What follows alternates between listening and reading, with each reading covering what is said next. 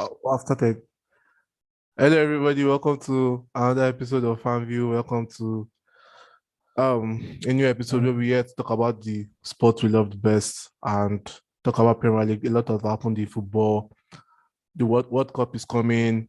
Um, Liverpool is for sale. Does this changes the era of football?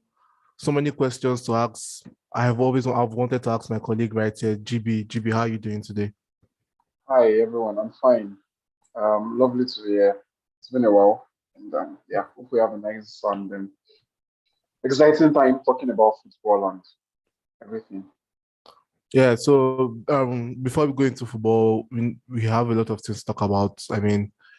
Um yesterday we heard the news of Liverpool being up for sale, and this brings me to ask, there's so many questions that I need to ask about this. Do you think the time for the era of football, the era of some part of football is coming to an end? For instance, I mean Manchester United. We all know the fans want we all know Manchester United fans don't want the Glazers in charge and everything. Do you think Ten Hag's job in Manchester United is impossible? Like, is it impossible to reach where United fans want him to reach? Because when you look at City have a richer than Newcastle have a richer than they're third now on the table. And if billionaire, like say, a billionaire comes and buys Liverpool, that makes them a super club again. They start to spend money, and with what they've achieved, even without getting money, do you think this is mission impossible for Ten Hag? And if Arsenal don't win the Premier League, do you think this is the highest Arteta can achieve at Arsenal? Mm, lots of questions there. Yeah. Yeah. So yeah. Personally, right, I feel Liverpool has always been a powerhouse. They still are a powerhouse, and yeah, and the fact that FSG has put up the club for sale and they are open to make sales presentations for whoever wants to buy is it is what it is. It is what it is. Yeah, I think now we're going to now I'm going to probably like see what Liverpool fans think, like what their ideal owners will want to be. Maybe Yeah. they are going to trade with their entire story of Mastias, owners from the Middle East and all of that, and probably they're like, we too want it and all of that. But yeah, they could have American owners as much as they could have Middle East owners, or even someone that is in England itself. So it's a big club, it's a massive club. And then what you can do is to really hope that whoever gets to buy your club really has the sports interest. Everybody wants the sports interest because that's where they can make profits. But like whoever gets to buy a club is really going to be invested in your club and everything that happens. And yeah, so I think it's going to be an interesting few weeks ahead in terms of Liverpool and what they get to offer. And yeah, so yeah, and in terms of Man United, could you? I didn't get that question again. No, I mean, like, when I heard they wanted to buy Liverpool, when I heard Liverpool was up for sale, I started thinking to myself, once these rich men come into football, they seem to always try to put money into that club where they never fall off. I mean, look at City. For over the past how many years, they've not dropped out of top four. Once Newcastle start making top four, once Newcastle start making top four, I don't think they will drop off. And Liverpool, if a rich team should come and buy Liverpool, that is three players gone out of the top four. So that means that is one place left. And I'm thinking to myself, does Manchester United, the Glazers, do they have the money to compete with this? Yes, you do have the money. Manchester United has the money. I think there's something right. Like spending money is good. Like it gives you like a very very strong leverage to build on. But spending money would probably not be equals to having success. You could spend money and not still be there. You really have to have a good manager. You have to have good structure. You have to spend rightly. You can spend a lot and spend on the wrong players. I think in the last three transfer windows, Chelsea has spent probably in the league will probably be in the first two or three in terms of amount spent. And Mm-hmm. then you can check the number of points that they've been behind Man City in the last three seasons too. Because and they won the Champions League, yes, good. I mean, they've won several cups during Tuchel's time. I don't know. I think they won a cup too, aside the Champions League during Tuchel's time. But spending money does not equate to spending money well. And I think Manchester United has the resources to compete. I think Arsenal can spend. It's obvious now when Arsenal spends money and they've spent it Oh, rightly. Jesse, sorry, GB, let me cut you off there. Jesse, welcome to the channel. We're happy to have you. When I mean by compete, I mean like look at Manchester United. Manchester United CEO came Richard Arnold, he came during the summer and he said we will not be able to spend as the way we spent this summer. The money would not be as big as this summer. Like we don't have the leverage. That means he's trying to say the owners are not ready to spend, are not going to be ready to spend the way they spent last summer, this summer again. Like that's what I'm trying to ask. Do you think Yeah. So what I'm saying is like you don't need to spend. You don't need to spend 100 million. You don't need to break limits every window to spend well. I don't think Man City has, aside from the signing of Grealish that has been the craziest. I don't think there's any time we spent above 60 million for any player. I think the maximum has always been. I think before the highest was at the point was Mares, and then at the point it was Rodri, and then at the point it was Ruben Diaz, and then like 60 million, like in the brackets. And yeah, so like I feel you don't have to spend 100 million or break the transfer. You have to. It's good to spend. I think if you spend, you give yourself some sort of leverage because you can buy good players, and then good players can play your style to the way you want. But if you don't spend rightly, then it's not going to amount to anything in the long run. You could spend. See, you can look at Everton in the last 4 to 5 seasons. Everton before they had this issue with Rafa Benitez, I could not buy a lot of players. You were spending 30 million on Iwobi. You were spending huge amount on some sort of like on some players that like at the end of the day now they're like out of the team. In fact, Tottenham after Tottenham sold Gareth Bale for like how much to Real Madrid that time, you could see the amount of millions they spent in the following transfer windows, and then it's resulted to nothing because they didn't spend rightly. They didn't spend on the right kind of profile of players. You know, you can see Barcelona during the time of Griezmann and Coutinho and Dembele, and Barcelona were out there breaking every transfer records or whatever they could lay their hands on. And then now they're in a mess. They could hardly sell Coutinho for 30 million, sold Griezmann for about I don't know 40 million or something. And then they've discarded a lot of players that they've sold in that period. So what I'm saying is you could spend a lot, but if you don't spend rightly, if you don't have the right manager, if you don't have the right structure to support the manager, if you don't have the right scouting team, if you don't have the right development for these players, your tactics, your style of play, they are not aligned with the kind of players that you buy or the kind of profile that you buy, then you could just probably spend loads and then have no results for it. okay? Jesse, I know you joined the show late, but how are you doing today? I'm fine. I'm doing well. Okay, so the topic we're talking about here, we're talking about Liverpool as kept off for sale. Is football era coming to a head where it's a part of football era coming to a head where um now it's all about the money a club can generate, a club has. Like, for instance, we're talking about how Man City has been, as when they bought Man City, they kept them and then they started getting top four. They've not dropped from the top four since when they started becoming successful. Newcastle is a super club, and then if they get into the Champions League spot, we don't expect them to drop anytime soon. And now that Liverpool is for sale, if a billionaire like come and buy Liverpool. They're already a super club, yes, but then if they come and buy Liverpool, that is still spot ticket. That's what I was saying. But then GB was trying to like explain to me that you don't know about the money. What do you think? What do you think about it? I think that GB, as usual, is right here. It's right. It's not about the amount of money you spend. Because even when you look at Newcastle, I like, yes, they have been taken over, but it's down to Eddie how he has managed the team. There are a lot of players that are still there from the old era that he's still using. I think it's just Guimaraes that is a new player from their new era.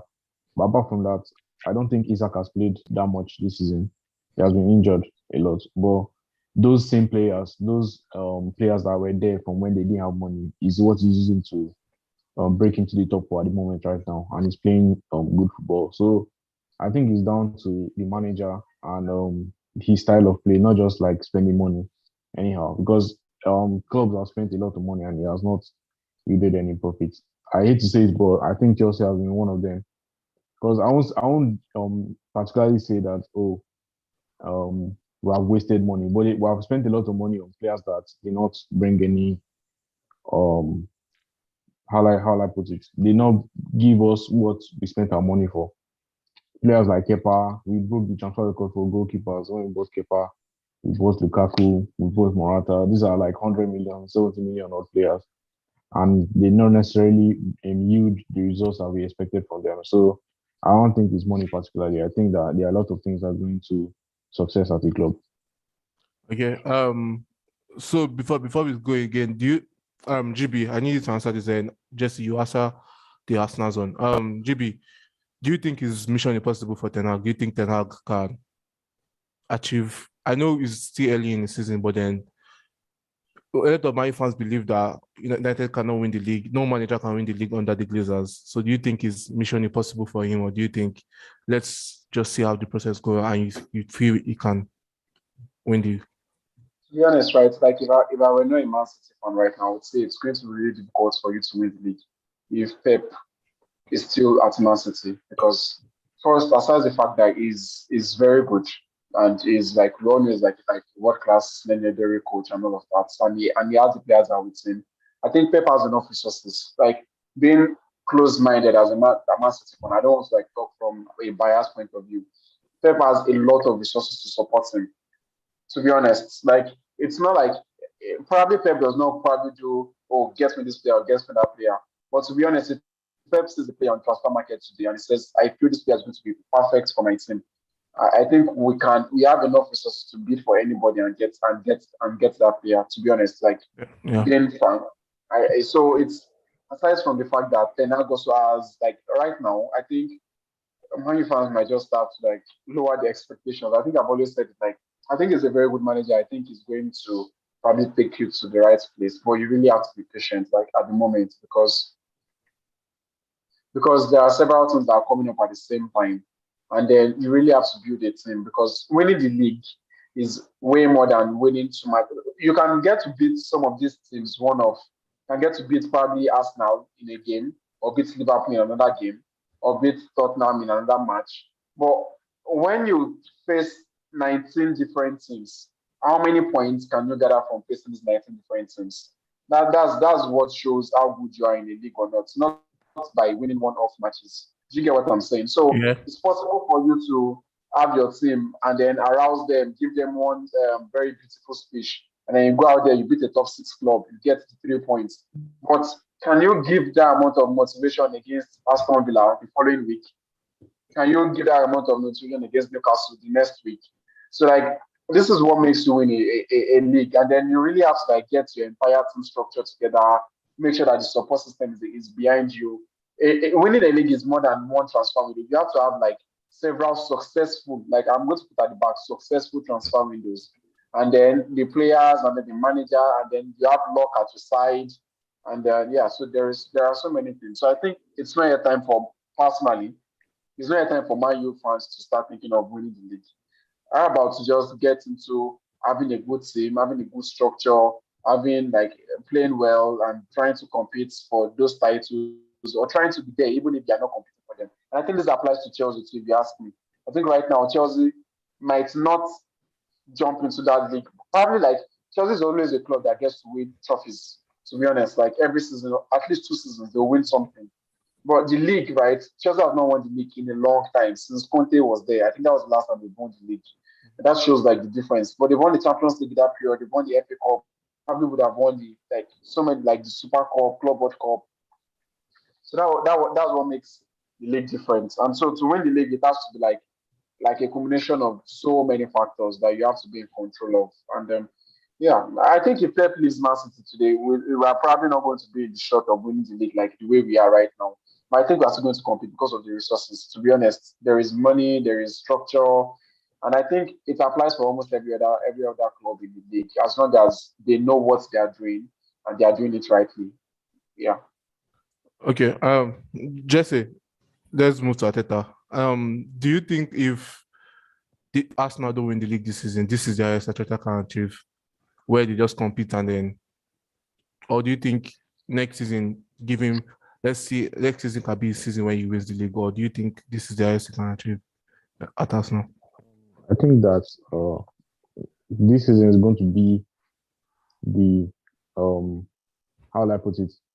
There was this season where United were they were on top of the league at some point, and then somebody was saying that that was their best opportunity. Yeah. I think that's what applies to Arsenal right now. This is their best opportunity because if they don't take it, then it will not come as easy again. So a Yeah. lot of teams right now are struggling. Or I won't say struggling, but they are out of form. They're not really playing like as competitive as they used to be. I think United are trying, but you can still see those inconsistencies in them. Yeah. Chelsea right now are in a very bad place with all the injuries and like the situation at the higher end of the club. You can see Liverpool is still struggling as well to get wins together. Tottenham are struggling as well. So I think this is their best opportunity. And if they don't take it this season, then it will be really difficult. And I think they will get gassed out the way Liverpool did after this season. Okay. K, league leader, what's up? How are you doing? Yeah, I'm good. Good evening. Yeah, good evening. So we're going to move into the weekend's matches. Man City versus Fulham. GB. Fulham surprised everybody, and it was like everybody expected Man City to come and then destroy Fulham, but then they surprised everybody and gave Man City a game. First of all, how did you feel Man City's performance was, and do you think Cancelo's red card was actually a red card, or what's your opinion on it? I feel our performance was like one of the best I've seen in a very long time. It was really, really good because we're like a man down from about 25 minutes and Fulham got a goal from the penalty. I feel it's a red card anyway. I feel Cancelo was really stupid. Like it's so early for you to like just okay, fine, just trust the keeper, right? If they score, then that's 1-1, 65 minutes left. You don't need to like take him out or try to do anything fancy or try to body check. Like there are so many things right now that will check you. Like if you think if the ref probably does not even spot it, then VAR will probably say something about it. And I think Pep said it in the post match conference that it feels it's not necessary for you to do that. Like when you have 65 minutes left, you are 1-0 up. You are playing. We are playing like we're in control of the game, like totally, like we're in total control of the game and then you decide to do something like as silly as that. I feel it's a red card anyway. I feel Cancelo always has this what's the word now? This ability to just do rubbish at some times, to just do some stupid and annoying things, despite how good he is. Well, I think in terms of team wise, I think it was one of our best performances. Like we played absolutely well even after the red card, in terms of possession, in terms of chances created, in terms of everything. We could have even, I think when Alan came in, he scored a goal that was for offside, like very marginally, until we got the late winner. The late winner, the penalty might be like, dubious and all of that. There's a contact, and De Bruyne made a whole lot out of it. But I don't care. I don't care. It's a penalty to me. So people might, is that a penalty? I don't know. Not my business. So. Um, But yeah, I think it's dicey. The contact was there, but it was small, and the brother screamed like, "Yay! It's fine. It's a penalty at the end of the night. Now it's 3 points." I think in terms of performances, it was very very good. Stepping into the spaces at the right time, everybody played their parts at the right time. KDB was absolutely on top, like front, the offensively, defensively. And then, yeah, we were lucky to get the penalty and then 3 points. At that point, even if we didn't get the 3 points, that performance was really, really, really good. Left to me. was that a penalty? I saw you shook your head. What do you think about the penalty? I think that Man City's penalty was soft, in my opinion. So, I I think know Fulham's penalty, yeah. And yeah, there are some like, well, I feel like the Cancelo's tackle, there are some referees that will not give that. Personally, I think so.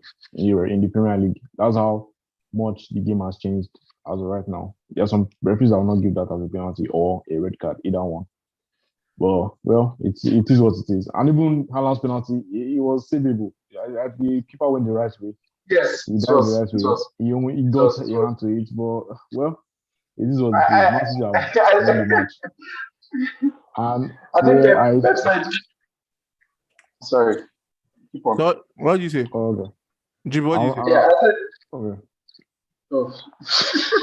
Just continue. No, talk. You said what? Oh, okay. I Pep said like in penalties, like if you play it and the keeper guesses right and the shot is weak, that's like um 60-40 to the keeper, right? Because if the shot is weak and the keeper guesses right, he has a very high chance of saving it. But if you play it, the shot is like strong and the keeper guesses right, then you've evened the odds to like 50-50 because he might probably touch the ball and then still it goes in.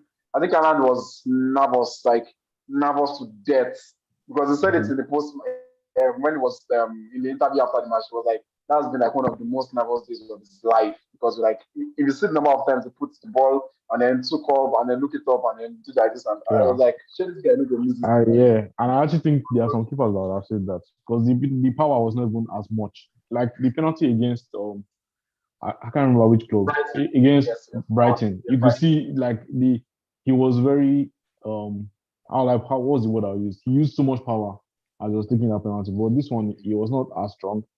I thought the keeper could have saved it, but well, it is what it is.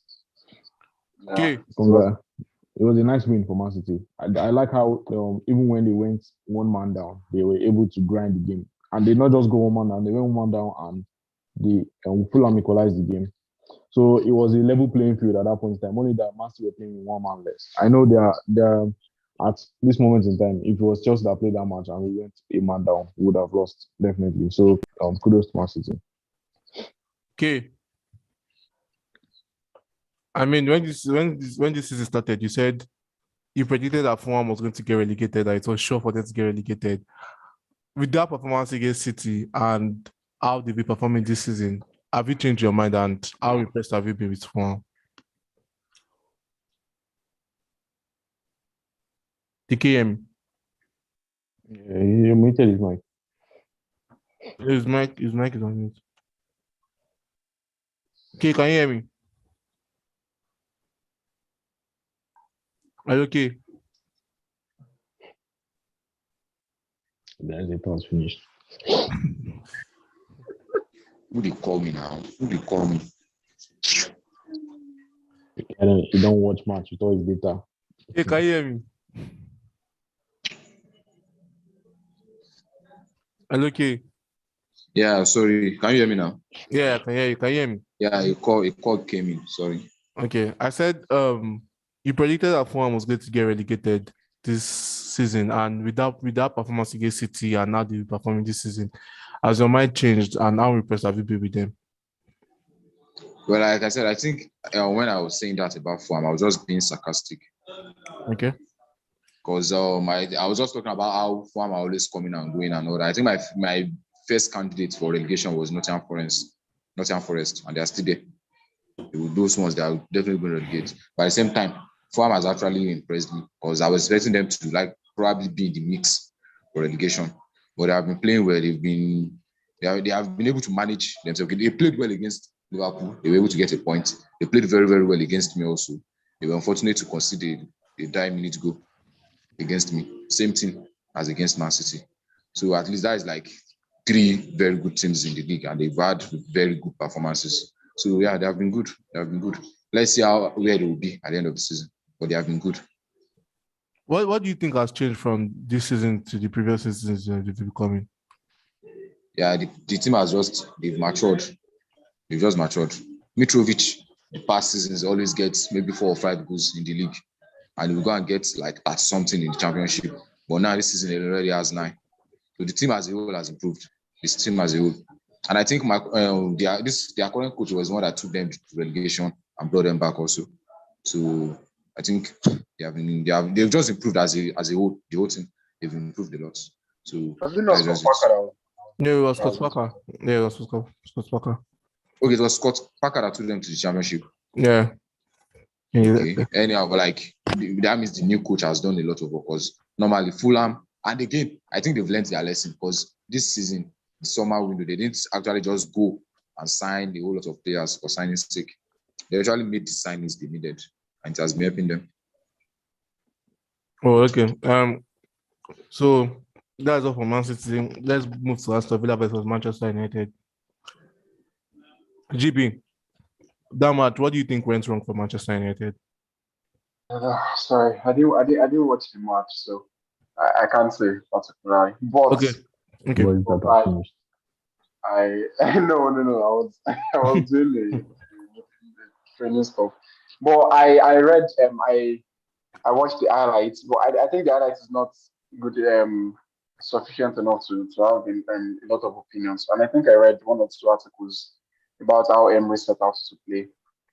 I think one thing about Emery is he really enjoys playing against tough teams. Like he said it like in one of I think his interviews that he had that he finds it's really energizing to play against big teams because you really have to like because it's someone that is so particular about the minute details. And then when you play against the small teams, like you really have to take into account every little thing, you know. And then I think I think he got his game right. I think he got his game right. His 4-4-2 was good. Only Watkins looked like a perfect Emery sort of player, you know. And I think that Aston Villa could be a right place for him to show one or two things. I can't say particularly, it's just one game. But I think Aston Villa has the resources to support him. And then I think they still have like a decent crop of players actually. Because looking at it, they have Bailey, they have Concio, they have Buendia. Sorry, I can't remember the back. Buendia. Yeah, yes, exactly. They have Watkins, they have Ings, they have Cash, they have, so they have Lucas Digne, who's that scored a really good free kick against the year. So, I think, um, what's the name? We're over dependent. Man, you were like over dependent on crosses, like a very large amount of crosses into the box, like just on and on and on, and then to no end results. Yeah, I don't know. I think there are so many. I don't know. It's just one of. I don't know. I didn't watch the match, so probably someone else. Okay, Jesse, what do you think went wrong from Manchester United? I think the match it was the same thing that happened to Chelsea. The match was so quick from the beginning for them. So when they considered those quick goals, it was like trying to dig out from the bottom up from that Yeah. point on. Mhm. Mind if we're trying to get goals. And then I think what GB talked about was right. They were trying to cross a lot into the box, trying to make crosses that were not there sometimes. There was nobody in the box sometimes, and they're just trying to get into the box, maybe to like attack Aston Villa's goal. But once Aston Villa got their two goals, their two quick goals, it was the first goal I felt it was savable. The hair could have saved that from Bailey, but it was a good shot. And then they considered the free kick. So from there, Aston Villa just knew what they had to do. They had to contain the game and then break out. And Leon Bailey was really good against United. He was getting a lot of balls. He looked really sharp. Like, and I think one of the commentators said that's the sharpest he's ever looked since he got to Aston Villa. So once they got their two goals, I just felt that they knew what they had to do. They had to contain the game and then try and break out when they had the opportunity to. And that's what they did. And they were able to get Man United. And then in the second half, beginning of the second half, United felt that maybe they could get a quick goal. Yeah. Because, they scored late into the first half. So they thought they could get a quick goal. And then they considered again. So from that point on, I thought that the team morale was down and it was too low for them to equalize that match. But yeah, that was just basically it. I think it's just a case of the same thing happened to Chelsea. Chelsea could not contain in the first few 15, 20 minutes. And then from there, the game just went out of their hands. Okay. Okay. Yes. A lot of Manchester United fans are wanting this guy to have his chance. They wanted this guy to have his chance under Ole, and then he did get his chance. I'm talking about Van der Beek, and then on Saturday he got his chance, but then he didn't really impress as much. What do you think is the best thing? Is best for his career? Do you think it's time for him to go, or do you think he can still go into this team as it was Ten Hag that brought him up? I don't think he can. I don't think he can go into that team anymore. I feel like the best thing for his career is to actually leave. But at the same time, Ten Hag is the coach that actually brought him out. So maybe there are some things he can do to make him good again. Because Van de Beek at Ajax is was very very good. Was very very good. So I don't know what went wrong for him. Let's just see. I think this is his first match under Ten Hag, I think. Yeah. So let's see how maybe he can get better. But for me personally, I think he needs a change of environment. Maybe he just needs a change of environment or something. Because I don't think the team, they are not, it's like the team are not even, they are not in sync with each other. So I don't.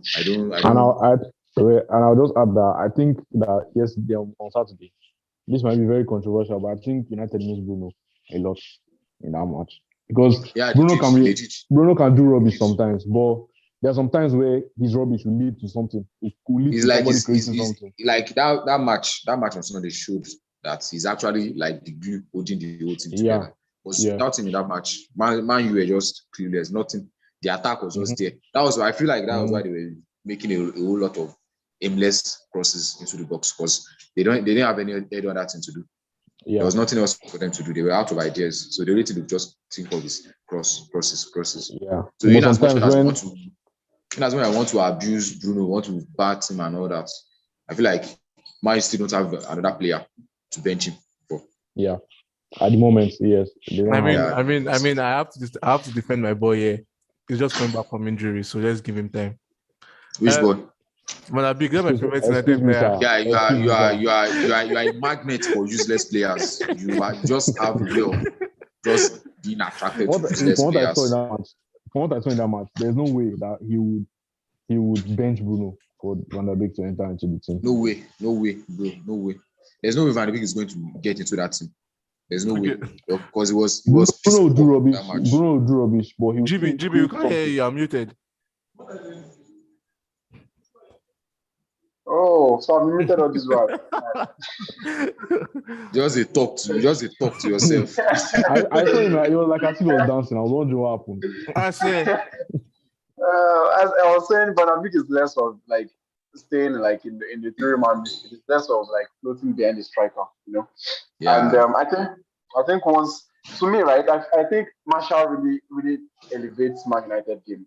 I just sit like I think when Martial plays, so many other guys can like get. It's like I think Martial is very very like sometimes it plays very closely to how Jesus plays for us now. Offensively, not defensively, because Martial is very very lazy. He doesn't press as much as Jesus does. But in terms of coming deep, playing with other guys in the team, trying to create space for others, I think Martial does that like exceptionally well. And then that's why you see like when Martial plays, Rashford is also in form right now, to be honest. Where it sort of like brings out a new level in Rashford, and then Bruno also was poor last time out. Yeah, I said he was poor last time out. Rashford. Yeah, I mean Rashford is not good at the right. We always knew that. So yeah. So I was saying, yeah, I just feel like when Martial plays, like so many like things then happen inside. Bruno can get into some of those goal scoring up positions. Then I think Van de Beek is going to like really like play behind Martial, but that cannot happen because Bruno has to be the one that is behind Martial anyway. Don't bother to give thumbs up because it's only probably a match where Bruno does not. Van der Beek, he has to go to Sevilla. Yeah, it's okay. GB, go to Sevilla or one of Getafe, somewhere like that. GB, I want to ask you this question. Don't mind this guy. They need to dash him. It's okay now. Can we move on? GB, I want to ask about the air. Don't ask me about Garnacho. I just got begging you. No, about the air. Garnacho is a top player. Let's talk about the air. I mean, yes, he probably had a bad game. People say he had a bad game against Aston Villa. I don't see how he had a bad game, but then he has come out to say he wants to stay at United. That is before he came to United, one of his greatest strengths was passing from the back, and even if we've not seen it, but then now we're seeing it. What's at least now we're seeing improvement from it. Same like that. Do you think Ten Hag after which game was that? I think against West Ham. Yeah, he made some saves and everything. I don't know if you would remember the match when we won 1-0. And then it was like our man of the match. Do you think his shot stopping covers up for the fact that, okay, yes, he might not be great at passing from the back, but then he's still good at it? No, I don't think so. Okay. So like I think one thing is Zia is like top 3 best shot stoppers in the world, like for like the past few seasons. Like that's undeniable. Like I don't think if Man U gets a new keeper today, is probably going to beat him in terms of shot stopping. But now, like there are like what is the word now? There are like I don't know the word to use. Like it's like give and take, right? So if you're gonna offer me the best of shot stopping, can you offer me the best of playing out from the back? Now you get to know a keeper that plays out from the back when you play against a team that presses you high. You don't get to know if your keeper is playing out from the back when you're playing against West Ham. West Ham is going to give you a mid Mhm. block. Nobody's going to come rushing towards your keeper and trying to Yeah. stop them from passing out from the back. Dia can easily pass to Martinez and Varane or Lindelof, and those guys will push up and then drive the ball. So I don't think playing against teams like West Ham is when when you play against a team like the way Brentford decided to play against Man United, Mm. where everybody were rushing towards and then it was that's when you know. Like if Mendy, Mendy in Chelsea, if he plays against a team that sits deep against Chelsea, Mendy's comfortable spraying the passes left, right, middle, center, no problem. But if Mendy is pressed aggressively, you always see that mistake side that can come with Mendy. I think against Leeds, Mendy had one of his like horror shows this season because it was pressed like a mass. Have Manchester United played against Leeds yet? No, Mm. Oh, okay, don't worry. That's when you no, know. but That's then, when but then, but then, as I always They, say, they will struggle. but They then, will so struggle. as I always say, every season we have 3 6 points, which comes from Leeds. So that's fine. Yeah, because the way Not this they season, leave I promise you you. this. So I think there's okay. That's the word now. The word is trade off. So I think that there's from next season when Tenag has access to get another keeper that could give him like a trade off between short stopping and playing out from the back.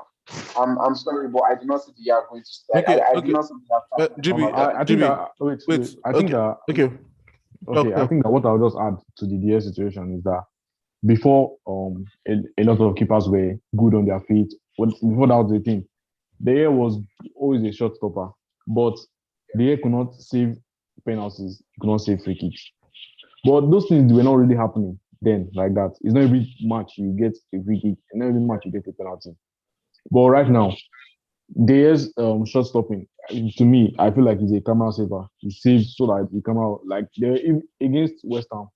They loves long shots when you take long shots against him because he knows he can stretch and get the ball. But the fact that he cannot save free kicks, he cannot save but penalties. He's but I not mean, really good at the that. Zuma zone was difficult too. The Zuma header, Yeah, I mean, it was. I think I don't think Jesse is disputing that the year is not good at short no, stopping. okay, yeah, he's good at shot stopping. But okay, now, okay, like, you need to look at the fact that right now, a lot of players that can take free kicks are multiplying every day. There are a lot of players that like to take free kicks now. There are a lot of penalties.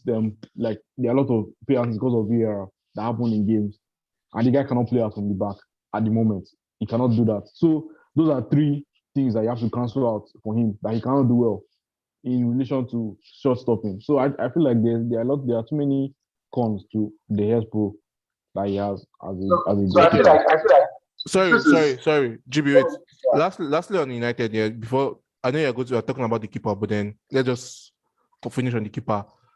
On Ten Hag, yeah, as we all know, we have so many positions to improve. We have so many players to buy for bench and everything. Do you think it's better for him to go for a keeper than improve mind other you, like there's positions? like some things are like basic. Like some things are like that's where like the foundations of whatever you want to do starts. Like if you go back and you look at like one of the key and pivotal periods during this Arsenal's resurgence, I think one very important part was where Ramsdale was brought in Ramsdale, yep. and when Leno had to sit on the bench because it Even might Chelsea as well. or okay, take an example. When Liverpool changed Carrios and Mignolet to Yeah. Alisson, he went from year to year because like there And is Chelsea so as well much with that Mendy. yeah, exactly. So exactly when Mendy came, like in that same season, like when Mendy came and suddenly Chelsea went from like year to year. There is so much a particular position can offer you. A very good example also is when Bruno came to Man United, like in the January transfer window, just one player and looked like the entire team was transformed. So you really cannot say, oh, you have to do this or do that. If you feel this is what you need first and this is what you need to attack first, one player can literally change the face of the game. To be honest, the way Yeah. a player attacks, probably like the way a player helps you to like play us from the back, and then you're more comfortable. So I think over time now, of recent, we've been able to see like these new managers and these guys are the ones who play possessive football. Playing out from the back with a keeper is as important as when they are trying to press from the beginning. Because when you play from the back and you attract teams, you bring see Brighton. Like for the past 3 games, I've been watching Brighton. Brighton starts their build up slowly. You come deep, you come, they attract you to come, and then suddenly pam pam pam, they want to break the press, and then you see them, they are rushing towards you. See the number of goals Brighton have scored after the match we played against them.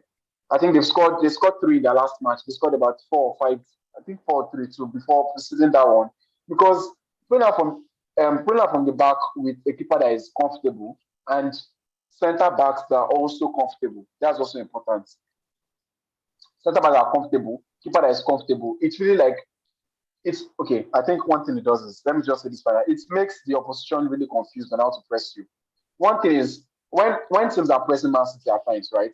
Sometimes they want to go like fully, let's press Man City fully, and then you see Anderson will just take one pass. He bypasses almost everybody in the line, and then he's already like passing to Mahrez or the strike already, and it's like, where's our press? It's already like 3 versus 3 because Anderson was able to bypass our press with just one pass, or Alisson doing that. So like playing out from the back with a good keeper and good centre backs, you wouldn't know how important it is until when you start seeing the effects. I'm telling you. Okay. Okay. On Emery, I mean, he has coached Arsenal before. What do you think his target? What do you think his target to be? I said on Emery, what do you think his target would be on Aston Villa this season, and what do you think he can achieve at Aston Villa? With Emery, I don't know. I feel like Emery has, like, I'm confused on what to say about him because I feel like there's a very, very good coach in there, like a very, very good coach. And for me, I feel like Aston Villa is the perfect fit for him, actually. Because I feel like the players there, they are the kind of players that can actually play what he wants. I won't be surprised if Watkins turns to something else before this season runs out. I won't be surprised. Because these are the kind of players Emery actually enjoys working with. Douglas Luiz, all these kind of players, they are going to enjoy him. They are going to enjoy him a whole lot. Even Leon Bailey, you can even see already, like, you can see he's already enjoying a whole lot more freedom with the ball compared to how he has been since he got to Aston Villa, just in a match already. Same with Watkins. So I don't know. I don't know what to say about targets right now. I don't know. But I feel like if the board are being realistic, I feel like for now, at least for this season, till this season, I just want to just finish in a respectable position, at least. Then from next season, when he has his own transfer window and all that, then they can probably start giving him some targets. But I feel like for now, his target would be to probably just finish as high as possible on the table. That is what I feel. But I think Aston Villa is the perfect fit for him. I just feel so because those players, like from Buendia to Watkins to Ings, there's still Ings there. There's Bailey, Douglas. I don't know. Let's just see how it goes. And Mings, Emery likes players that knows how to battle. He does not even want you to know how to play ball. Just be a warrior, and that is what Mings is. I feel like he's going to. I don't know. Emery too, he knows how to disappoint a lot. But at the same time, I feel like he's going to enjoy his time at Aston Villa. So let's just see. But for this season, I feel his target will just finish as high as possible. Okay. Then from next season, he will start giving him targets. Okay, Jesse, you were not here. You don't agree that Emery is the right man for Villa? Oh no, I was just laughing at the comments I made. He said he does not need to know how to play football. That is it now. Like Emery just loves battlers, just know how to fight. Well, I mean at Villarreal, he had Paul Torres anyway. Yeah, and Paul Torres is good on the ball. But it's not a battler at all. Zero battling. But he had 10 other battlers. He had 4. It's not like the 11 players has battlers. He had what's his name now? There was Kokoli there now. There was Kokoli was coming on 87 minutes. That's what he used to do. It's Capu that starts now. Yeah, Capu, yeah. Okay, so Capu himself. Is Capu not a battler? Emery likes battlers. That is what it is. Yeah, if you want to play a style of play, you really have to like. If it's someone, and now you have to find a way to get into the opponent's head. About details, yeah. I don't know. I think it's a good match, but we've seen better matches that have played before. So. Yeah, and a lot of the Spanish managers are coming to the Premier League now, so it'll be interesting to see. Yes, Lopetegui has taken over Wolves as well. So Yes. that's another interesting Okay, combination. let's move to Liverpool versus Spurs. Jesse, Spurs have have not won in the last 3 Premier League games. What do you think is going wrong there? What do you think is going wrong there? They played this before Liverpool. They lost to Newcastle and they lost to United. Okay. I think that I didn't watch the match. I only saw the Salah second goal, the mistake that guy made for the goal. And I just think that at the moment right now, Conte still needs to do some like shading away of some of the players that are not good for him. I think he still needs another transfer window that he can be able to bring in players that can play football for him. Because like the players he's starting 11, they are not. They beat Bournemouth. They beat. Oh, yeah, okay, yeah, yeah, they beat Bournemouth. Okay, I was saying the players are not like world class level. You could see that even Emerson Royal, he cannot get into the Brazilian starting Sorry team to for World choose. Cup. The guy was in Africa, no be Brazilian. That guy that from Togo. Not if you tell. Like you That could guy see, is from Togo. you could not bounce what's his name? Daniel Alves. Daniel Alves is how old? He's not 40 something. Yeah, that guy is not good for shit. Daniel Alves is going to the World Cup ahead of him. That guy is from Togo. Now immigrants. Now from Togo. Because bro, that guy doesn't have anything to identify as a Brazilian. That's a Brazilian at all. He cannot play the ball. He cannot cross. He cannot do skills. Cannot do anything. So you see all these players that they are not really helping Conte's matter at the moment. So I just think it's still a project that is working on. It seems to have like two. So do you guys now, Jesse? Do you now like concur with my thought of this guy they didn't improve their squad during the transfer window? Do you now agree to it now? Because see now when all his players are out, there's nothing. The team is bare. I don't agree. You see, to look at the fact that GB. I don't agree still. Like I don't feel Tottenham can do anything when Kane and Son, or especially Son, is not like on their like as a manager, right? It's like no matter how good tactically you are, one basic thing is you have to get your best players in your 11 at once. Like everybody wants all of them as much as you can occupy in one team, and then like all the players that they've brought in so far, I think Bissouma started starting regularly now. I think he has started like the last 4 to 5, 6 matches now. And then I think I watched the match against Liverpool in the second half. One issue that Bissouma was actually Tottenham's best player in the last game. Yeah, he was like actually Tottenham started game very late. Like they will probably like don't play well in the first half, and then second half they want to come back and try to come back all the time. It cannot work. Like they've tried like 2 or 3 matches like in a row. They could have even taken a draw against Liverpool. But football doesn't work that way, right?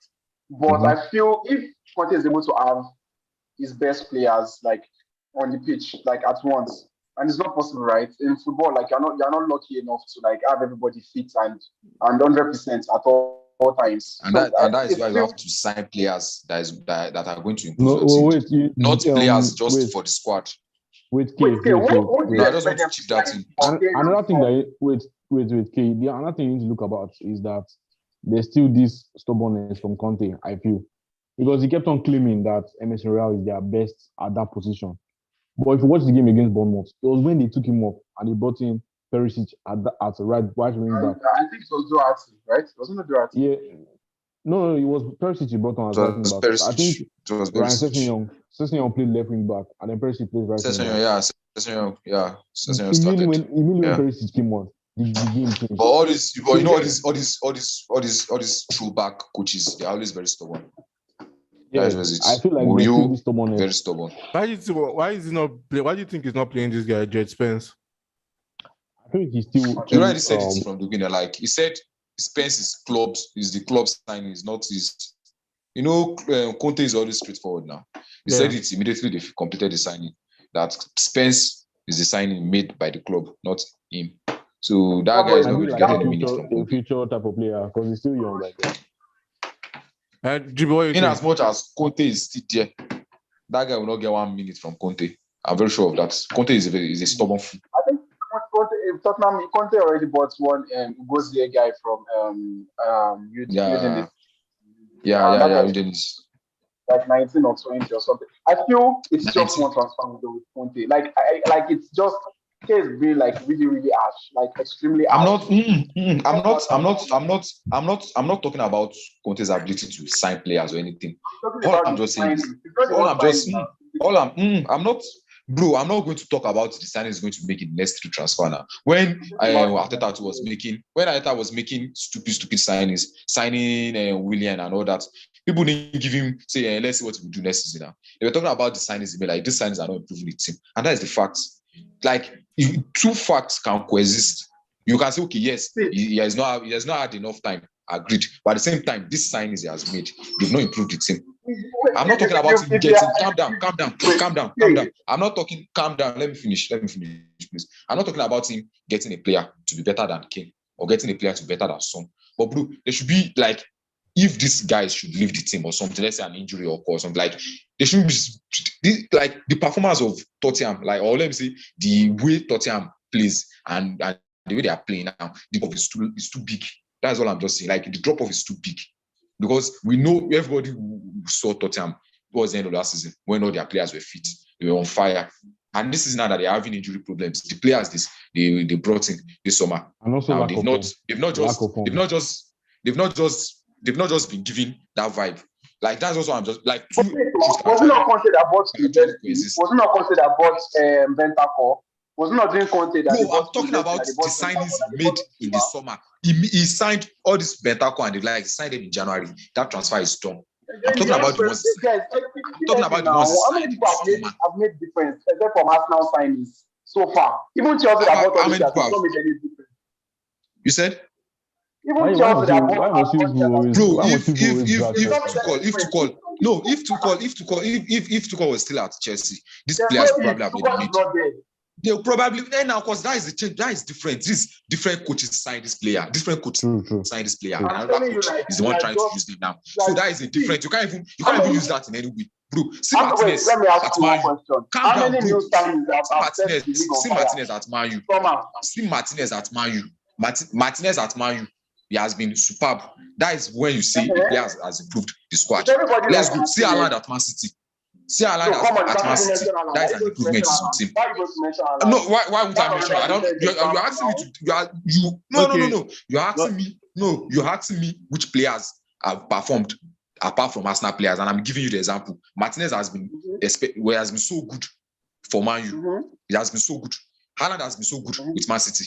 Who do I want to mention again? Even this Chelsea that we are talking about, if not for injury, I think Fofana only messed up in his first match. That is the fact. Now Fofana only messed up in his first match. After that, Fofana has not played more than a match, so you cannot count him. Are you whining me? What are you saying? How many top notch performances has he had in comparison to someone like? I'm not talking about. It's not. I'm telling you, he has been. I'm telling you, he has been good. Apart from the first match he played, he has been very good.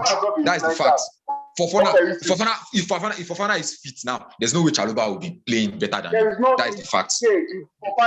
No. There is not. It's because he's injured. On the pitch. Because he's injured. So don't tell me how many players have how many players have performed. There are a whole lot of players that have performed this season, and they just signed them in the summer.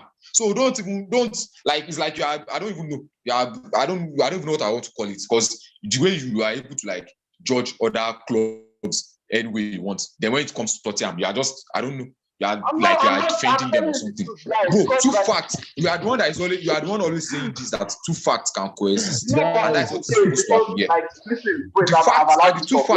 The two facts. No, calm down. The two facts that can coexist here is the fact that, yes, agreed that you can say we are just 12 games into the season, we are just 13 games into the season, and maybe they can still perform. But bro, we are doing this program now. We are talking about this now. So you can't tell me to be talking about what will happen in the next 8 games or in the next 10 games. I'm going to talk about what has happened already.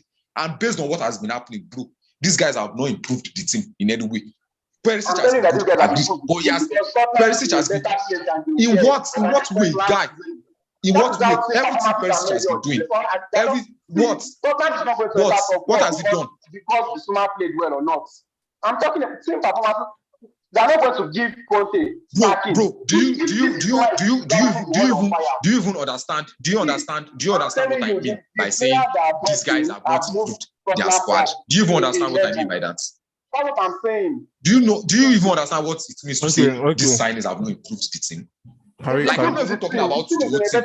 I'm not talking about the whole team playing well or not. I'm talking about, bro, once these guys prefer the 11, they are not around. These guys, but they are not going to be able to keep up to that level at all. Not even in the littlest way. Bro, the team is playing better than they were last season. Then the team has improved. That's it to me. How are they playing better than they were last season? How were they playing better? Last season? How many points have they gathered? You how many points? You answer the question. I'll go and check what they had last season. These guys have like 27 points. They have like 27 points now also. They have like 27 points or 26 points right now. How many points do you think they had last season? That's what I'm asking you. How many points do you think they had at this stage? 14 games in. How many points do you think they had last season? 14 games in. Okay, Do you think someone that picked up his first? Someone that picked up his first. Someone that picked up. They've already started Nuno by this point last season. Nuno has already been sacked at this point last season because we were playing very poorly. They just lost 3-0 to Arsenal. First half of the season. I remember that was when the low issue started. When they lost to Arsenal last season. 3-1, 3-0, whatever. This point last season, when top performance. This point last season. Now, Tottenham has qualified into the round of 16 in the Champions League. That is another improvement. Tottenham are improving. They are being partial. Bro, you are. What is being partial here? What am I even being partial about? If I want to be partial about anything, I'll be partial about teams. I'll be partial about teams that are going to give me issues, bro. Just go check everything. These guys are not like, how is it? Why is it hard for you to agree that these guys have not improved the team? I'm not talking about Tottenham. Like, you are just you are turning these arguments over and over.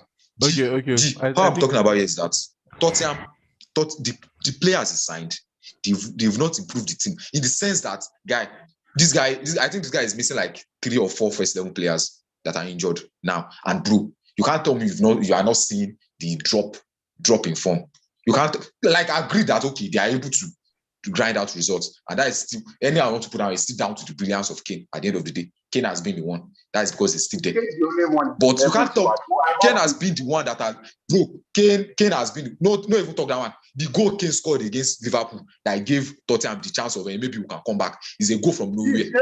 Strikers will not score that goal. That is the fact. Most strikers from that, bro. That was that one goal that gave them they argue like this. You don't pass on this. They argue like. No, even they argue all this kind of argument. You don't pass on this thing. You know that one goal was what gave them the belief that they can actually get the points. No, they didn't, but that does not mean they didn't. That does not mean that one goal didn't give them the belief that okay, yes, we can do this. But if they were still 2-0 down at 88 minutes, they won't be running up and down. They won't be running up and down to find one goal. If they were 2-0 down at 88 minutes, it was because they were 2-1 down. They believe yes, they can get this one goal and they can. And you can't tell me that goal that Kane scored. The goal Kane scored, bro. Don't make arguments like this. That is stupid arguments. You don't argue that way. You know that this goal, if Kane didn't have that goal, it was that one goal that gave them the belief that okay, yes, we can actually do this. So you are more than this. Don't argue. Don't even argue this way. You are not even supposed to be arguing this way because that's the fact. That is fact.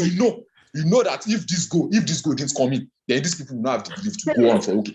At 88 minutes, if they were 2-0 down, at 90 plus, they won't just bother. They'll just be okay. Let's just keep this not embarrassing. So because they were 2-1 down, they believe that okay, one goal down. Okay, bro, I'm letting you know that the argument you are making is not. We are not even supposed to be making that kind of argument, bro. How will you tell me? That is not how to argue. That is not an argument in any way. That is not argument. How you tell me did they win the game? That is not argument now.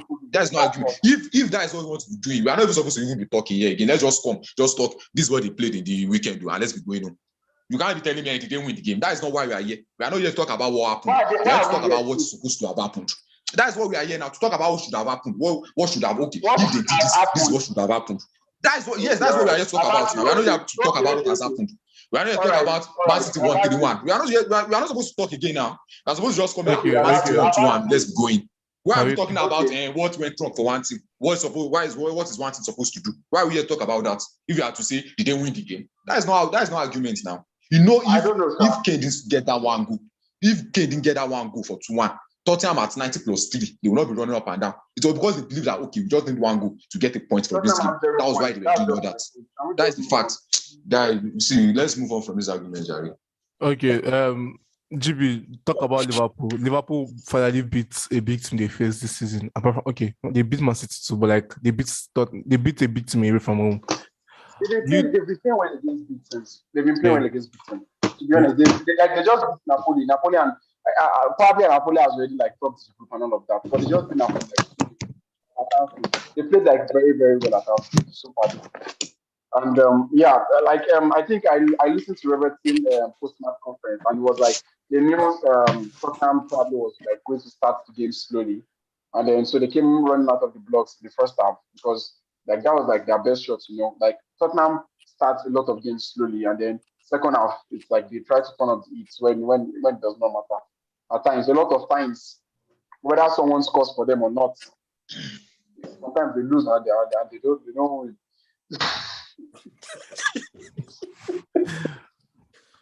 Jimmy, you said they lose and they don't win. I'm just saying, he has scattered my head.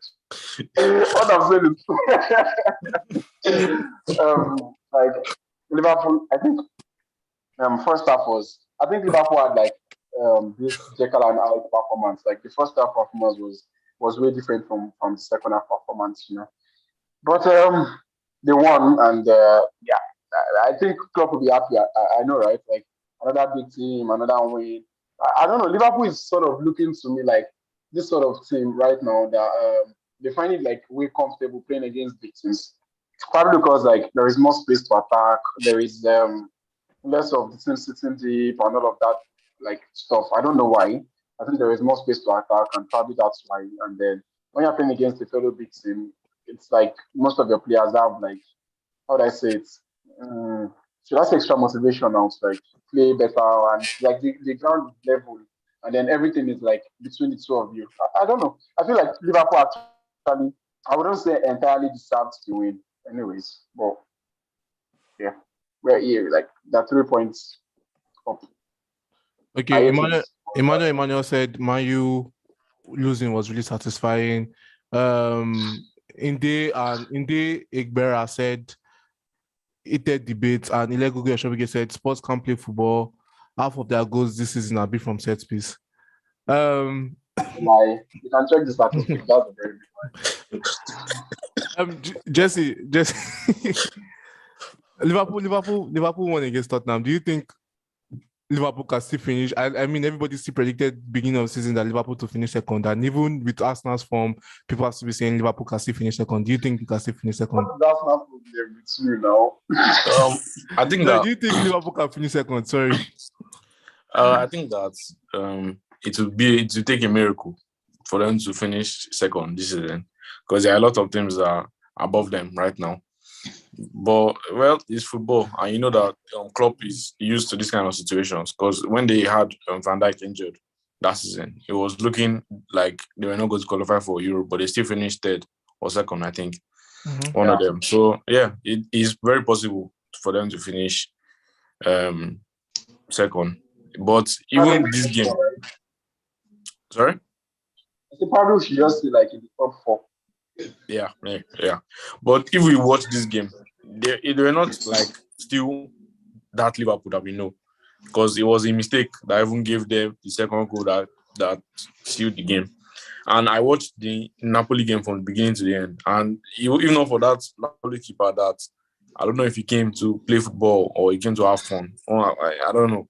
Well, you saw the two goals. The 2 goals were mistakes from him. He's also accosted the 2 goals because he could not just catch the ball. He caught it and then he let it go for Salah to score, and then Darwin to score as well. So they're not still looking as convincing as that would give me the hope that they are going to definitely finish second in the league. Well, like I said, it's still the league, and Klopp knows the Premier League, so we'll have to wait and see. But I think it's highly unlikely. Okay. So now let's move to the big game. the London derby, North versus South. Is Chelsea in South? West. Sorry. West. North versus West. Okay. Arsenal. Yeah. Arsenal impressed everybody and they kept everybody to shame that they can beat the big team at their house and everything. How impressed were you with Arsenal's performance?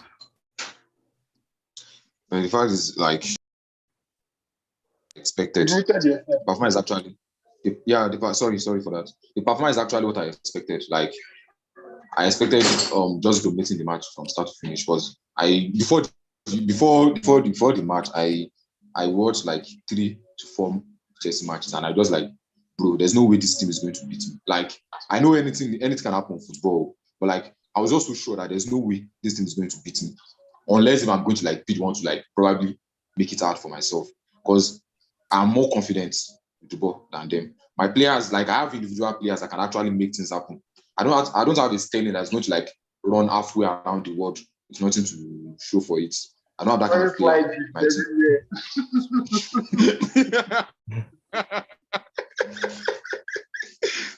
So, like, I don't know. Not like to sound cocky or feel like maybe I feel like my team has arrived. But like, I watched Chelsea's last 3 matches. Like, I watched Chelsea's last 3 matches before playing me. And bro, even their match against Dynamo Zagreb, they were just because it was like, I don't know, that match could have ended any other way. Seriously. So I don't know. Chelsea has just, maybe they will get there. It's a process. I actually passed through this too when I entered first my game. life. When I entered first game, I passed through this. Oh. I chopped a lot of cane. I chopped cane well. My boys, I chopped cane well. Get there. So I don't know. Okay, you get there now. Oh, wow. Jesse, but for now, I'm better than you. Jesse, I'm good. Jesse, why you hiding your face? I mean, let us see your face. Why do you want to see my face? Now shame now face of shame now. Now face of shame. No, I don't fear anything. Guy, you said you were going to come and watch this match in my house. If you said you watch it from my house, I will go tie you for one place. No, go house back. Jesse, how was Chelsea's performance on the day? But respect me now. I was better than you. Well, I'll say that Arsenal were not as good as Kay is making them to say. Wait. Coming into that match, I knew definitely that when it came to possession, Arsenal were always going to keep it better than us. But first of all, I will say that Graham Potter is managing Chelsea as if he's managing a small team, as if he's trying to struggle through games but get there at the end of the day. And I don't know if it's going to work out for him, like in the long run. And then number 2, even if you see that Arsenal were good in the transition, which I give them that, you need to realize that in the final third, Arsenal were poor against us, because we had the first shot on target in the match. Whether you like I was not poor. I was just, my strikers were just like, that was not that. How can you even count that as shot on target, bro? That guy's like passing to the keeper. On the statistics, we see how the first shot on target. It's because it's not you people's fault. It's because anything that passes like this, they will count it as shot on target. Okay, now calm down. I could have scored 3 goals. I love this guy to talk. I would have scored 3 goals in that match. Wait now. Like that 1-0. This one is all ifs. These are all ifs now. You tell him now. Like These are all you were good. If come out. All this one you talk to naive now. If they tell me say you get first shot on target. Naive now. Should not give that one. Which one is No. That shot that This guy, I got tackle him straight. What now? What? It could have been. They talk. Not be if you they talk to. Our shot on target. Our first shot on target. I'm talking cross now. I'm talking Jesus could have scored Martinelli's. Jesus could have scored Martinelli cross if now. These are all ifs now. You still have the first shot on target. How many could have? Maybe how many could have maybe I get for that? Now you still need to have the first shot on target. You are playing Chelsea at their worst possible time, and you could only win 1-0 by cheat corner. You don't have shame, Jesse. You don't have that shame. useless corner. That's what I'm saying. That scoreline is actually flattering you. That one's the Actually, or not, It's making bro. you. We have It's making you seven feel injured good. players. We had I 7 swear. injured players And for it's not that your match. fault. It's not even your fault, Oh my guy. God. It's just the Wait wastefulness of now, my wait players. now. Let me I talk. swear Let to me God talk Almighty. finish. Let me talk finish. No. We had 7 injured players for that That's not match. your fault. 7 injured first team players. Reason I don't give a And you loud fulfilled your full score. You only win 1-0. for that Yeah, match. you are disturbing me. Was And that it's even not? cheap Are you goal not that ashamed is of scored. yourself? Corner. Are you not even ashamed? Are you not ashamed? I'm not ashamed of myself. Off your camera back, safe. Are you not ashamed? We had of yourself? Chua was injured. You are telling me, Kante is injured. Fofana is am I injured. supposed to James beat is you? Am I injured. supposed to beat you 7-0? How Am I many supposed to beat you players? 7-0? Kepa is injured. Am I supposed to give you 7-0? GB, I'm asking you. Am I supposed to Wait, give you 7-0? I'm still talking. I'm not Okay, finished talking yet. Bro, Okay, let's just I had everything more than you in that match. There's nothing like there's no Wait one now, let me finish talking first. let's just finish talking first. All I said is that Arsenal were still poor in the final test. Just say you don't have shame. Wait now. I should not defend my club. This guy is actually Let me telling finish me with that I should have scored 7 or something. Is that what you're telling me? Continue. Wait now. We see the first shot on target in that match. After everything that happened. After all their distance. But credit to us now. Yes, they are top of the league. They are playing the best transition football. No end products particularly. Every time. But they have good transition football. I have the second most goals in the league. Let me finish talking now. Wait, I Bro, finish your talking. team has less. Your team has Wait, now, less wait, I should not goals finish than talking. Haaland. Are you whining Wait, me? I should not finish talking. You now. Don't finish talking. You are saying rubbish. Don't finish What? talking. Which rubbish am I saying? Wait, GB. Wait. Haaland has Okay, no wait. Let me goals ask than you a your question. team. And you're telling me. Wait. first. Let me ask you a question. Of you, like Let me ask you a question. Yeah, let us hear from Jesse. Let me ask you a question. GB, in the first half, after Arsenal's transition, were they good in the final third? In your opinion? Push me to this. No. Answer the question. They have zero like shot in on the target. final thought to me, Yes. like Arsenal did not make use as much as they created, but they created Even their enough goal, chances. after their goal. Like they created a lot of chances. Yeah, I give them that now, but they were poor. That's all I said. I said they were poor in the final third. That's all I said. Okay, That's all I said. continue making I said they were good. Overall, they were better than Chelsea. Yeah. They were better than Chelsea in that match. And Chelsea played really poorly. And the fact that Graham Potter, he's not like, how will I put it? He knew that, the first thing I noticed is that he knew that Arsenal were going to always have the possession of the ball because they are more confident. All their first team players are fit and they are ready to go. And they are top of the league. They have the momentum to play that match. But he didn't play players that can bring us out of those defensive transitions out. Players like Kovacic, he didn't start him. He started Loftus-Cheek that will turn, and then lose the ball. He started Jorginho that cannot even press. He cannot mark. That was He weird. cannot do anything. He can't do all those type of things. So that was that I noticed. The approach from Potter was really poor. I won't even lie. Like, there were a lot of things that I didn't even just like understand when he was doing during the match. Like, even after the fact that Sterling was poor for 70 minutes, he still left him on. He didn't bring up anybody. And then it was now when Arsenal already beating us finish, he now started subbing on the likes of Pulisic and them to come and do what I don't know. So yeah, Arsenal were better than us in that match, genuinely. And credit to them, they are top of the league. Fine.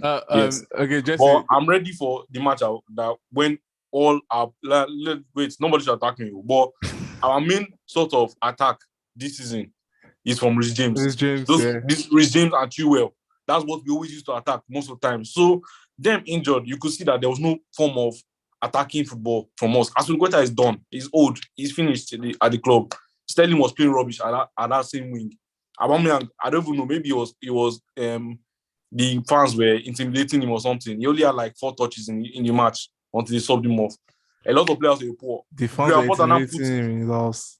He now carried Havertz to go and put on Saliba. I don't know what he wanted him to go and do there. If he wanted him to dribble Saliba or dust him or something, he knew that these things were not going to definitely work. But he still did it, and then we lost. But yeah, that's all I'm not going to say. But Jesse, before you continue, let me ask you this question: do you still feel Chelsea will finish above us now? Yes, I will say it because I support my team. I still feel we can finish above us now. I just feel that if a lot of key players come back and we have a full squad, yes, we can definitely challenge. We have 8 players, first team players injured right now from the squad.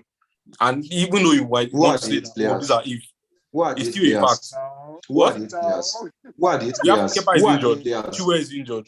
Fofana is injured. Okay. Koulibaly is injured. 2, Reece James is injured. 3, Kante is injured. 4, 5, That's 6. 6. That's 6 first team players are injured Continue already. now. And I'm not even I thinking, think even if those 6 players, you feel if those 6 players are fit now, they are going to go into that team immediately. You feel like they are going to start. All those 6 players are going to start. Mm-hmm. Oh yeah, tell me the players that are going to bench. Let's start with you mentioned Reece James is going to Chilwell, bench as Prota, definitely. Reece James and Chilwell. Yeah, definitely. James is going to bench anybody. So Koulibaly and Fofana, none of them will bounce Saliba. They are going to definitely they will be swapping. You know that. I'm asking you something now. Wait, Koulibaly and Fofana, none of them will bounce Saliba. They'll be on what? I said they will bounce Saliba definitely, and even the fact that we can even play, Potter cannot play back right now. Saliba and who they bounce? I'm trying to say that either one, because we cannot even play back right now. It's not playing a back three now. Mm-hmm. No, it's not. We don't play back three properly anymore because of the fact that he plays Sterling wing back, but Sterling does not track back. Sterling always goes forward, so he's like a 4-back indefinitely. So that guy is okay. That guy in has been playing the best football of his life right now. He's injured. Kante is always going to be an addition to any team, and he's injured. You need to look at all these little injuries because they add up to make a team more than they already are. Okay, before we guys continue arguing, GB, what do you have to say about the match? And Sterling, you've been the one backing Sterling since, and just as I'm saying, Sterling, you didn't want Sterling as his team. Yeah, I'm muted again. Okay. We're not hearing you, GB.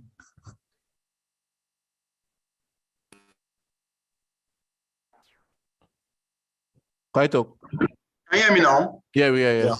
Yeah. Okay. So I said I do not back Sterling, don't lie against me, I beg.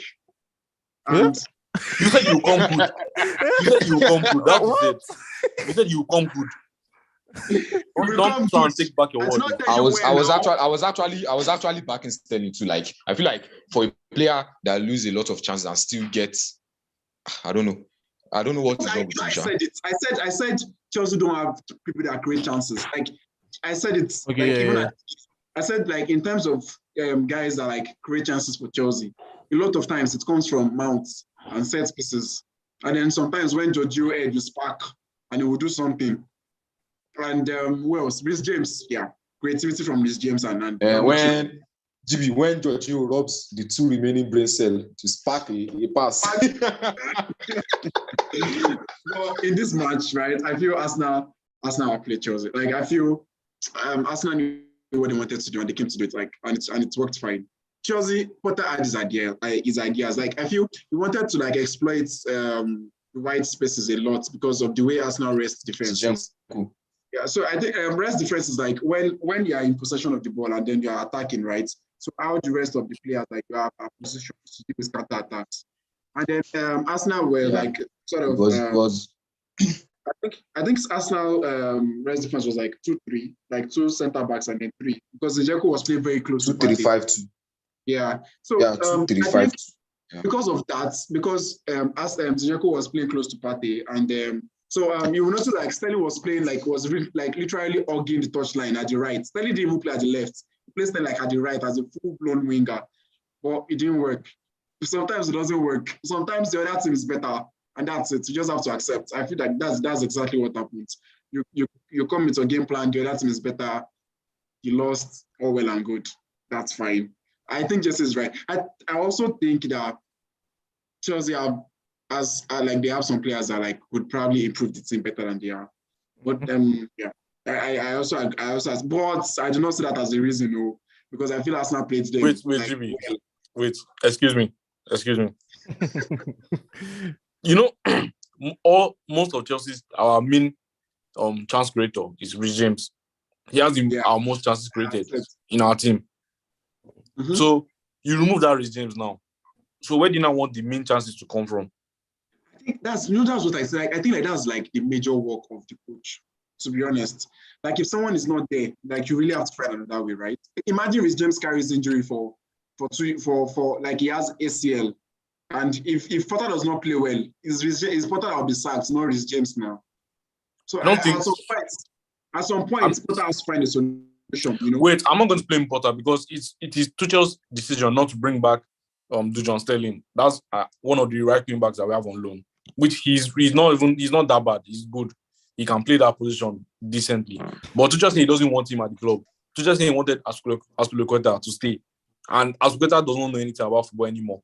Like he has done his work and he's good, but his time is over. Like Potter did never have his own transfer window. That's what I'm trying to say. I'm trying to say that Potter, like, I'm not even going to fully blame him because the resources and it's not his own transfer window that he had. He's using one for that. And that manager has kept for him. If it's James and Kante is in that team, like a fully fit Kante, like it raises Chelsea levels. But in that match, Arsenal played them. They outplayed us, yes, definitely. But I just feel that if he had decided to drop Loftus-Cheek, just say forget all these ones. Wait. If he had dropped I'm not even saying, like, I'm not trying to make excuses. I'm just trying to say that Potter should have dropped Loftus-Cheek and started his career that played well in the weekend. I don't think he trusts that guy. I don't think he trusts that guy. And that's the problem. The guy could, the way Zakaria played, he was breaking a lot of, like, transition so quickly. Remember, it was Dynamo Zagreb.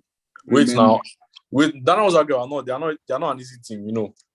But you've won already. It was the last. Yeah, we've won already. But I felt like if he could have trusted him enough, at least, or even Kovacic. Okay. Like, he could have started any of them. Can we move on now? Can we move on? This Chelsea. No, but yeah, credit to K. His team has tried, yes.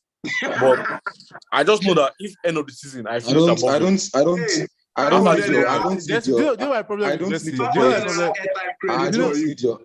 need your credits. Do you know my problem with Jesse? Yeah, I hold my credits. My problem is that Jesse is not giving Arsenal as much credit as they deserve. That's what I just feel. Like Jesse just said, I feel that I feel that us, yeah, but like no, the reason why I'm saying that is because I feel that like Chelsea made Arsenal look like their prime backer. The way we played, we got ball. Wait. Because it make me man to get ball. Like I'm prime back or anything. I played as good as I am. Not because one team is bad. I'm not. I didn't play that because Chelsea is bad. I played that because I'm good. Bro, are you at the level they wanted to be right these now? These are how I've been playing. This is how I've been playing. You say wait.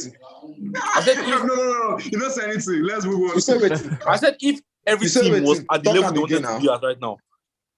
Chelsea are a banter club right now. Now the FC Cowboys that were doing now. Do you think right from the owner right now? Do you think my manager? Do you think my own striker wants to? Do you think my striker wants to have? Do you think my striker also wants to have 11 big chances? This is your 11 you're carrying already Premier League right now. You carry that best level. You cannot even. Do you think my own score 2 or 3 goals in a team that are missing how many players? Beat you? Like, do you know? Excuse me. Do you know how shameless that statement? God. Do you know how shameless that statement is? That statement is so shameless. Okay. This guy carried his best level. You are not even talking about. This guy is not even talking about they are going to play well or anything anymore. He's talking about it's only 1-0. You know, do you know how shameless that statement is? Okay. You should be saying, you should be telling another team. Okay, wait. You will carry your bro, best me level. I could have. I don't know. No worry. Right now. This thing is very shameless. You be so loser. This kind of loser where you be. I'm giving you your credit. I say don't. I hold my credit. Which kind of credits be that one? Credit. I give you credit. I said you did well. You will not. What do you want to hear again? Hold your credit. No, okay. What do you want me to say again? What do you want me to say again? Just say the truth. That guy, your team. I said the truth. Don't tell me. You were able to beat me 1-0 after. Bro, don't tell me that one. Even if I beat you 300-0, I will still have the same 3 points. Okay. I'm not going to have any extra points for scoring more goals. So the 1-0 I gave so was goal difference now. If your team get my goes down to 3 goal difference, to go. Leave it to them now, but you won't be part of the discussion then. He said I'll leave it to them. Wait. You will carry your first level. You not be part of the discussion then now. And just say, let's move on. Let's move on. I bet. Best 11 right Come now. back. No single player missing. But do you think I can't single player missing? Can't make improvement on my team? Guy, if am I supposed to like what are you saying? Am I supposed to beat? Am I supposed to for beat? Martinelli? I know you want to see as good as they find joy. Am I supposed to move on? Myself? Go to the next topic. Am I supposed to beat you? Excuse me, sir. No, Okay. let me just answer that question, See, please. Am I wait, supposed to wait. beat you 7-0 to prove myself? That's what I just want to know. Just let him answer that You question. will played a Because Chelsea team I don't that usually understand. your best 11, and you're gonna even shoot one on Oh, target first G, half. Oh, it's G, okay. G, It's okay. G, Oh, yeah, Baba, G. I'm only asking you just one question. I'm asking one question. Am I to beat you 7-0 to prove myself? That's what I'm asking. you're playing a team that have key No. players See, injured. just a You yes or couldn't no even score question. more than one, No, and the no, one no. was We even want to leave a this. useless goal. guys, Jesse, we want to leave. guys, We want let's to leave move this on. You discussion. guys now. But just answer this yes or no Guys, we are question. live. We We are want to leave live. this question.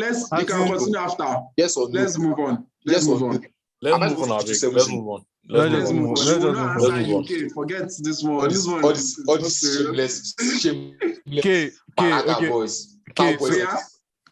okay. When I win league, You finally beating Chelsea, and I think There's nothing finally about it. I've been beating them for 3 years straight in their house. Okay. Don't tell me finally. Okay.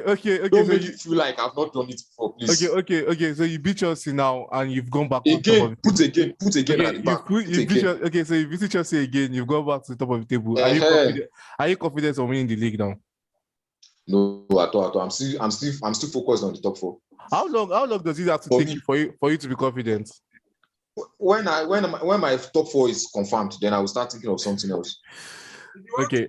Guys, I'm not going to get. I'm not going to. Okay. Jesse, you gotta win league now. Go and win league now. Jesse. That is not your concern now, bro. You are not. Go You are and not win in league. this Oh, yeah, discussion. go and win league. Just Yeah, take go and the win back. league. Go and win Guys, league. Take the back. Jesse, At least for now. Go and win league. For Oh, yeah, now, go and if they are win going to talk about, if they are going to Oh, yeah, talk go and win about league people now. that Oh, are yeah, go and contesting win for league. the league. Oh, yeah, sorry, No, sir. you are Sorry, 14. sir. You are Right 14. now, yeah, now, No, yeah, you are now. Please. You are 13 or 14 points. This guy is Okay, it's 14 okay, points okay. up the pace. It's okay. This guy is 14 points up the Oh, pace. This guy, 14 let's move points. on. You dey follow me talk. Jesse, Let's move on. Jesse, Make I lose 4 matches. with- You go see the struggle. Okay, now. Jesse, do you No think vex, Harry. This guy dey vex me. do you think Potter will last to the end of the season? Which kind Yeah. of question this one, for God's sake? I think that at most, the least they can do for him is give him his own transfer window. Let him go and transfer the players he wants to transfer in. Then we can start seeing from there. But at the moment, the whole club is in shambles. The way Todd Bowley is bringing all these stupid ideas, his funny ideas into the club. Plus, the way everything is just going on. I don't know what's wrong with the medical staff. I don't know what's wrong with everything at the club. But everything is just in shambles right now. But I feel like eventually. I say, welcome to the America Owner Club. No, I think it will get better. It will definitely get better for us. I just feel like it's just because this is his first season of taking over. Don't let him His welcome first full you. season. I pray it gets better for you, Sha. Yeah, it will get better, definitely. Don't welcome me yet. Okay, so let's move to the Champions League quickly. We don't have much time to talk about the Champions League. Okay, before we move to the Champions League, let's just talk about Barcelona versus Manchester United Europa. GB, how do you see this match turning out? You talk about Europa before Champions League. That's disrespectful. Calm down, Jerry. I mean, like, That's disrespectful. we're closing into Champions League now because Champions League is the No superior only league one now. match. No only one match. Only one match. Europa League now. Now, as in, it's only one match. They will slap that GB for there, and they will slap him. Well, for us playing the Champions League. Barcelona, Man United. I don't know. One thing is, like, it's going to be difficult for us to talk about right now because, like, the match is not because February is still very far. Yeah. So like there are so many things that could happen. Like so many. Yeah. Like before that, Transfers match, can happen. Yeah, Bayern probably will be like winning like 25 matches in a row before playing Man United at that point. Old man, you use Man U do house. Nothing will happen. The Man U will beat back anyhow. I don't think so anyway. I believe Man U should be able to beat them though. I don't know why. Man U beat them. I believe Man U should be able to beat them. Because this What's the word? Barca are actually there. They're actually there. Comfortably. Yeah. I don't know about comfortably. I don't know about comfortably, but I feel like Man U should be able to like actually get the qualification, kind of. I don't know. Not like I hate Man U, but I just feel like they should be able to do this. You don't have to say it's Man U. What's wrong? I don't understand. You guys don't understand. What's wrong with you? Like, let's I move hate on. Chelsea. Let's move on. Let's move on. Can GB hear me? Or GB? I think GB is good. Let's just move on. Well, where did I start from Champions League now? Jesse, are you confident about Dortmund versus Chelsea? To be honest, no, I'm not. I'm not confident. I think that Dortmund are a very good a very good team, and if Chelsea go into that match unprepared or underestimating them, the game will slip out of our hands very quickly. Dortmund, they always give City tough time every season after season. They always give City tough time. So I just feel like, and they are so clinical. They are so clinical. I just call you. No. He's saying they always give City tough time. Dortmund. He's talking about Chelsea. Dortmund. Okay. Yeah, but that was probably when they had Haaland that time. But Even this they season, are still a very good team. They are still a very good team. I think that from Wolfsburg, despite my bet, they are not a good team at all. Okay. Mr. Bayo. So Jesse, you're not confident about Chelsea beating Dortmund? Yeah, I think that game is as much as people might want to think that Chelsea had the upper hand, I think it's a 50-50 game. Okay, GB, but Leipzig versus Man City. Are you confident? Leipzig versus City. Leipzig. That one is straight. Now double straight winner. It's not double straight. Double straight to me. This guy's going again. MK, talk about AC Milan versus Tottenham. Yeah. Giroud should do it for the culture, please. I don't even I don't want any happiness towards Tottenham. So Giroud should just do it for the culture. But if we are going to talk about it like normal on a pure tactical level, football level and all that, I feel like Tottenham are going to win. Because AC Milan are out order this season. I feel like apart from the little magician, Liao, and maybe some ruggedness in the team, AC Milan are not that AC Milan. Like they were so superb last season, but this season they've not gotten to that height yet. And like GB said, February is still very, very far. So anything could have changed for then. But for now, like this, even though Tottenham are playing so bad, I still feel like Tottenham should be able to get the edge over them. But the thing is that I still believe that the way Tottenham's right wing backs are not they're not that good. I feel like that would be Liao is going to eat them. He's going to eat exploit. Yeah, it's not everybody that can stop Liao now. It seems like he did it fine, but it's not everybody that can do it, No. Liao is going to eat anybody that plays there. He's going to eat them up. That's the fact. Because Tottenham don't have that. But I believe in Kane, Son, and Kulu. Probably if they've eaten their form by then, I believe they should be more than enough to give Tottenham the win against AC Milan. Okay, Jesse, Liverpool Real Madrid.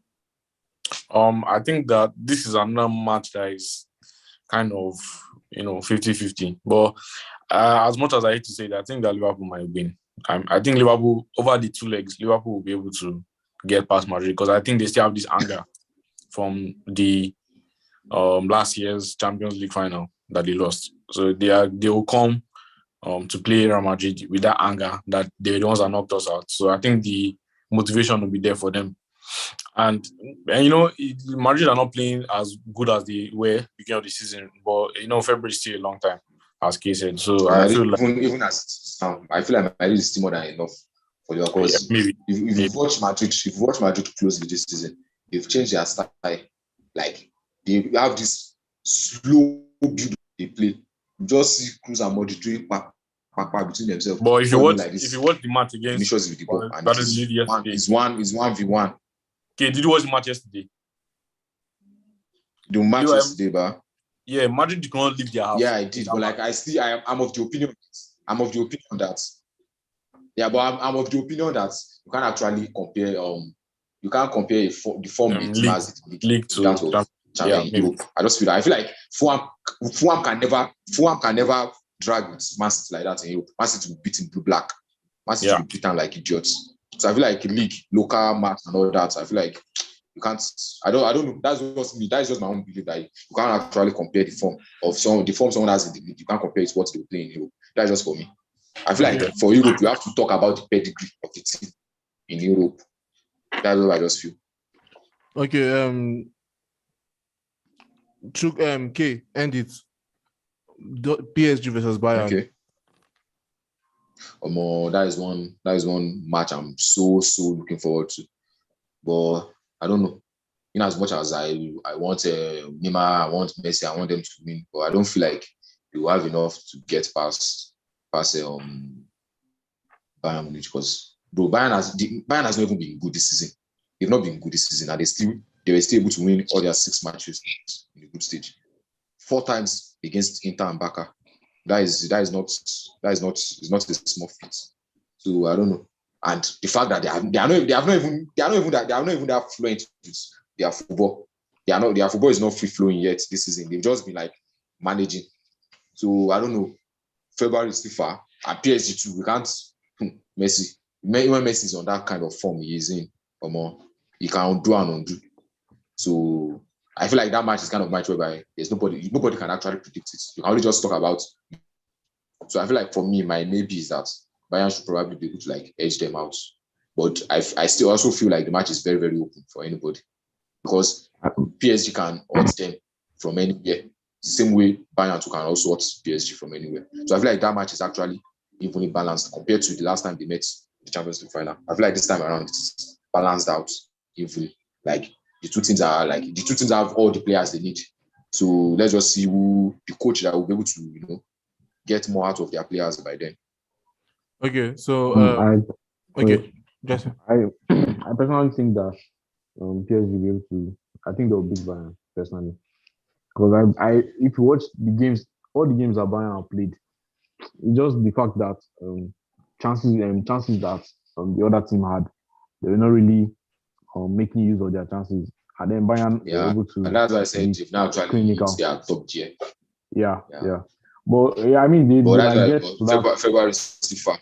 So they might get to that form. Might get there. But I just feel like that's why I said the match is actually balanced. In the middle, yeah. But I feel like what Kay said is actually the truth. Right now, the form that Messi is in, especially the fact that he's going to the World Cup as one of the favorites. If he's able to do very well. Anything can happen. Imagine Messi winning the World Cup and coming back to play that match. Yeah, he'll be extra motivated. Messi is not going to miss chances. So okay, so Messi will be Pedri. Are we? So that means we're saying the match to watch for the knockout stages in Europe is PSG Bayern.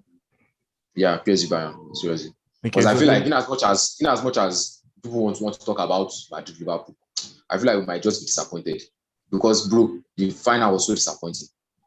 Seriously, like the final was so disappointing. Even the first one, immediately Salah had that injury. It was so boring. So I don't know why. I just feel like because Madrid Madrid played all this fast tempo football. So the thing it was working for Liverpool because these are the kind of match Liverpool like fast tempo. Let's play. But Madrid this season, we've watched them extensively. They are actually playing a kind of patient football.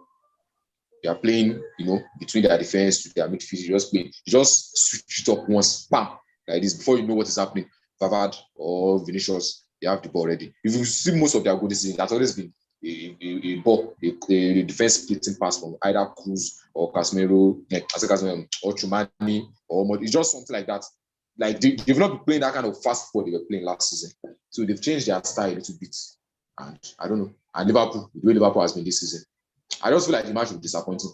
I feel like the only match that can never be disappointing in this knockout will be PSG Bayern.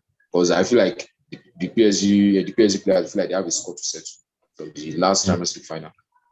Me personally, the match, my match that I would like to watch, I think will be the most interesting is actually Tottenham AC Milan. I feel like the two teams have questionable defense and very good attack, so it will be a very open game, an end-to-end game. Conte will make it. You will try and make it that, but I feel like AC Milan will score. They will definitely score 2 or 3 goals, and Tottenham will have to equalize. So I just feel like it will be very. Don't trust AC Milan, Jerry. That club is so stupid. I mean, they have a very good attack. I was expecting them to give Chelsea a tough time now, bro. Chelsea played that match like on second gear. Like Chelsea was just cruising throughout the match. No, I don't trust that. Okay. Chelsea are different now. We've come to the end of this show. K, any sign off? Yeah. Well, thanks for being with us throughout this heated exchanges today. I think we've had like 3 or 4 exchanges. Like, that is sports, that is football. So thanks for joining us and share and repost. Subscribe. Get us more viewers and stay with us. We have more packages for you before the end of the season. Just it. Yeah, Akia said it all. So football is not looking, it's Guy, not no interesting agree right with me, now. guy. Find your own points. Find your points, guy. Find your own points. No go dey join. No go join. Well, yeah. We have a lot of things planned, and football is really interesting, and to get interesting during the World Cup that is coming very close. So you guys should make sure to like and subscribe so you will not miss any video. Okay, thank you very much for watching, and we promise to bring more packages and see you soon. Thank you. Oh man,